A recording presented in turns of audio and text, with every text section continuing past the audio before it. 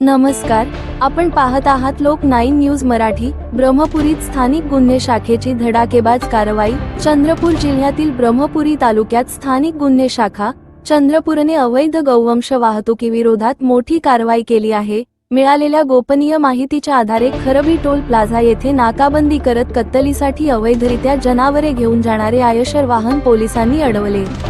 MH40 city 7892 क्रमांकाच्या आयशरमध्ये तपासणी दरम्यान अत्यंत निर्दयपणे कोंबून ठेवलेली एकूण 34 गौवंशी जनावरे आढळून आली। पोलिसांनी तत्काळ कारवाई करत या सर्व जनावरांची सुरक्षित सुटका केली।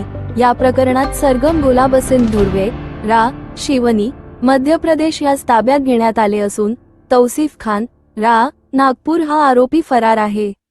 कारवाई दरम्यान गौवंशी जनावरे, आयशर वाहन आणि मोबाईल असा मिळून 33,65,000 रुपयांचा मुद्देमाल जप्त करण्यात आला आहे। ही कारवाई पोलीस अधीक्षक श्री मुमका सुदर्शन आणि अपर पोलीस अधीक्षक श्री ईश्वर कातकडे यांच्या मार्गदर्शनाखाली पोलीस निरीक्षक अमोल काचोरे यांच्या नेतृत्वात स्थानिक गुन्हे शाखेच्या पथकाने केली।